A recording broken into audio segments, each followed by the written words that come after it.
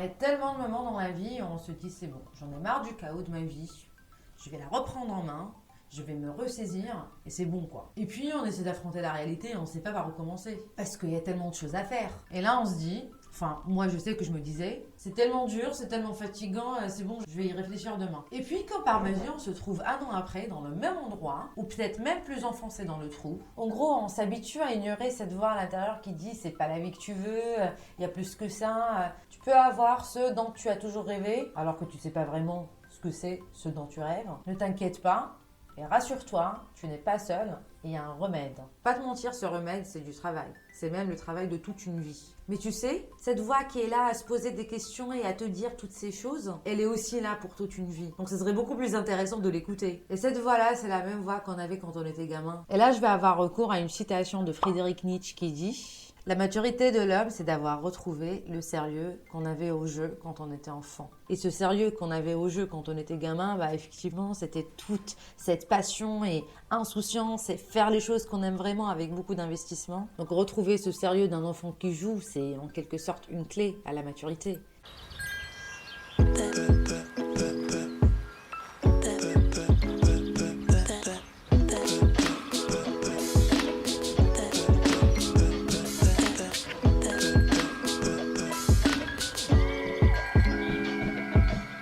Alors on ne va pas prétendre que c'est un processus simple parce que c'est quand même un travail continu. Mais si je résumais les étapes pour reprendre sa vie en main, je dirais qu'il y a 3 étapes fondamentales. Et les détails de ces étapes font le cœur et l'objet de pratiquement tous les épisodes que je vais partager avec toi. Donc garde en tête aujourd'hui que c'est un épisode qui résume à peu près tout ce dont je vais parler. Il va y avoir beaucoup de sous-titres par la suite et du coup, plein de sujets que je vais mentionner en résumé vont faire l'objet d'épisodes particuliers où je vais développer ces idées-là. Donc voilà, la première étape fondamentale, c'est la prise de conscience et la compréhension de la situation. On ne peut rien faire si on ne prend pas le temps et le recul de comprendre ce qui se passe. Et comme le dit mon psychiatre et philosophe et penseur préféré, Carl Jung, tant que vous n'aurez pas rendu l'inconscient conscient, il dirigera votre vie. Vous appellerez cela le destin. Alors peut-être que tu le sais ou tu le sais pas, mais notre connaissance de nous-mêmes en général, elle est plutôt désorganisée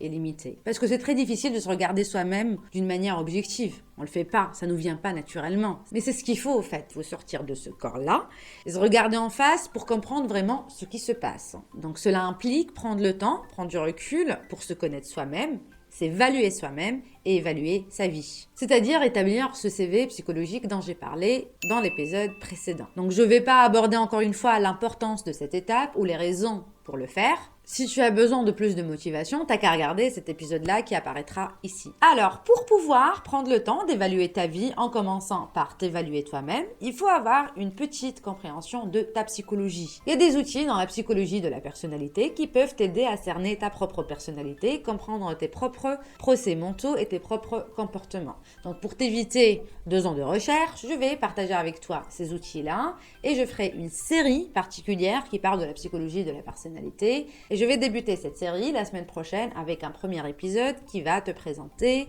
5 outils de psychologie de personnalité que tu peux utiliser pour mieux te comprendre. Donc pour pas rater cet épisode-là, assure-toi déjà de t'abonner. Alors étant donné qu'il faut comprendre la situation, que tu as besoin de rendre l'inconscient conscient, cette compréhension et rendre l'inconscient conscient nécessite une mentalité bien particulière qu'on appelle la mentalité expansive. Cette mentalité expansive est basée sur le développement et l'amélioration continue. Et elle se trouve à l'opposé d'une autre mentalité qui est la mentalité fixe, qui, tu l'as bien compris, elle n'est pas très basée sur le développement, elle est plus axée sur le fait que les choses sont ce qu'elles sont, elles ne sont pas vraiment susceptibles de changer. Alors cette mentalité expansive qui se trouve à l'opposé de la mentalité fixe sont l'objet du livre Mindset de la professeure en psychologie américaine Carol Dweck et feront aussi l'objet d'un autre épisode où je t'expliquerai la différence entre ces 2 mentalités-là, pourquoi tu as vraiment intérêt à développer la mentalité expansive, et évidemment les astuces pour avoir plutôt cette mentalité expansive. Donc, première étape, c'est de comprendre ce qui se passe, rendre l'inconscient conscient, et adopter la bonne mentalité pour pouvoir avancer, changer et s'améliorer. La deuxième étape fondamentale, c'est se fixer les bons objectifs. Alors après la prise de conscience avec la bonne mentalité, là, on est prêt à se fixer les bons objectifs, à regarder la réalité en face et identifier les aspects et les catégories sur lesquels on va travailler.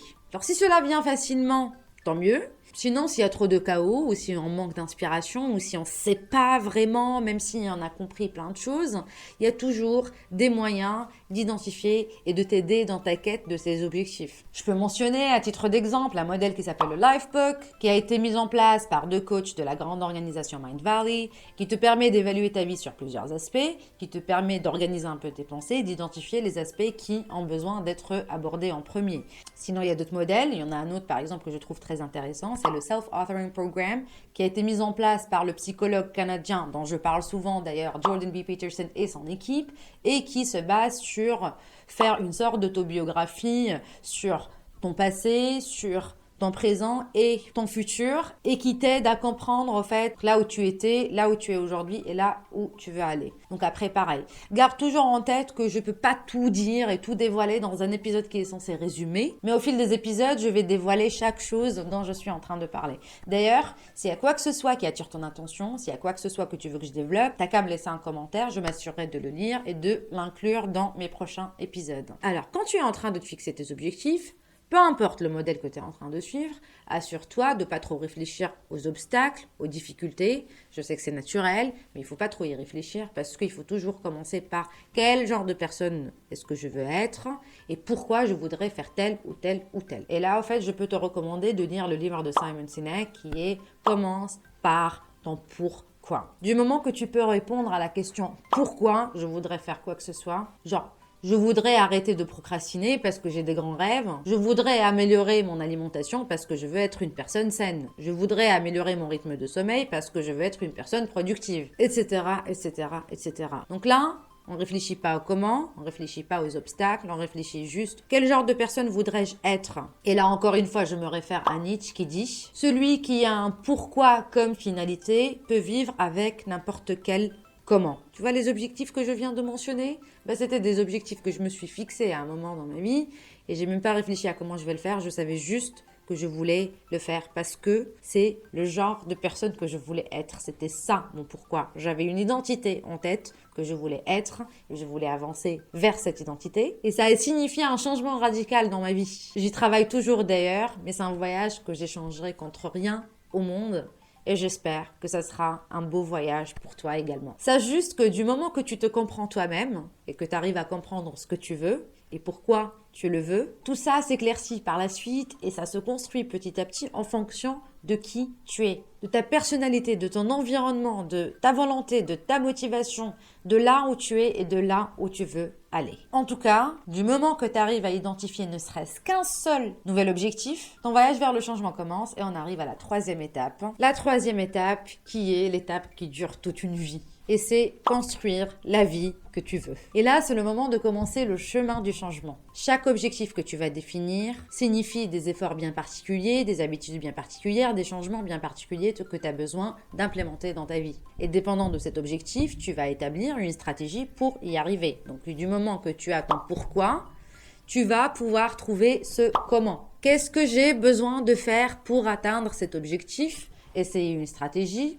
Si la stratégie, elle marche, tant mieux pour toi. La stratégie, elle ne marche pas. Il y a des moyens pour simplifier tes objectifs. Et là, je vais faire une grande série sur les habitudes parce qu'il y en a tellement beaucoup et c'est tellement compliqué de changer ces habitudes. Donc, si tu as des questions là-dessus, aussi, tu peux me laisser un commentaire, je m'assurerai d'y répondre. Le changement n'est jamais simple. Établir des nouvelles habitudes, des nouvelles pensées, des nouveaux objectifs, ça nécessite beaucoup de planification. Il faut y aller doucement, ça nécessite beaucoup de essais, erreurs, stratégie, ça marche, j'adopte, ça marche pas, je remplace, c'est compliqué, je simplifie. Beaucoup d'expérimentation avec beaucoup de techniques de discipline ou de simplification ou de lâcher prise. Les techniques de discipline pour les maîtres procrastinateurs, par exemple, dont j'ai fait partie pour pratiquement toute ma vie. Avec les techniques de lâcher prise pour ces personnes qui se sentent un peu trop rigides, un peu trop dans leur tête, on va juste avancer petit à petit, établir les bonnes stratégies, puisqu'il y en a tellement des habitudes et des choses à changer, que ce soit les habitudes alimentaires, les habitudes de performance, de productivité, de sommeil, de pensée, de routine, de gestion de relations, gestion de stress, gestion d'émotions. Il y en a tellement des choses et des habitudes qu'on va pouvoir et vouloir peut-être intégrer dans nos vies. Et je ne peux pas parler de tout, mais je vais évidemment essayer d'aborder chaque catégorie d'habitudes pour te donner les conseils et les astuces sur leur implémentation. Cette phase est la plus dure, la plus longue, la plus frustrante des fois, mais on avance petit à petit et on crée chacun sa courbe de changement, de progrès, d'avancement et d'amélioration. Les 3 étapes fondamentales pour reprendre ta vie en main si aujourd'hui tu te sens perdu, c'est d'abord de comprendre, de t'évaluer toi-même et d'évaluer toute ta vie, rendre l'inconscient conscient en se comprenant soi-même et en adoptant la bonne mentalité qui favorise le changement. La deuxième étape, c'est de se fixer les bons objectifs qui s'alignent avec tout ce qu'on avait déjà compris dans la première étape, en passant par pourquoi je voudrais faire quoi que ce soit, en identifiant cette identité qu'on voudrait avoir, et là on arrive à définir les objectifs qu'on veut atteindre, sans trop réfléchir au comment. La troisième étape, c'est de construire la vie qu'on veut et trouver le comment, avec beaucoup d'expérimentation, beaucoup de patience, beaucoup d'erreurs, étape en avant, étape en arrière. Et voilà ce que je peux en dire aujourd'hui. Donc j'espère que ce que j'ai partagé avec toi aujourd'hui était compréhensible et que ça t'a aidé à organiser un peu tes pensées. En tout cas, j'espère que tu vas rester connecté pour voir la suite des épisodes où je vais vraiment aborder les détails. Je te remercie encore une fois pour ton attention et je vais te dire à bientôt.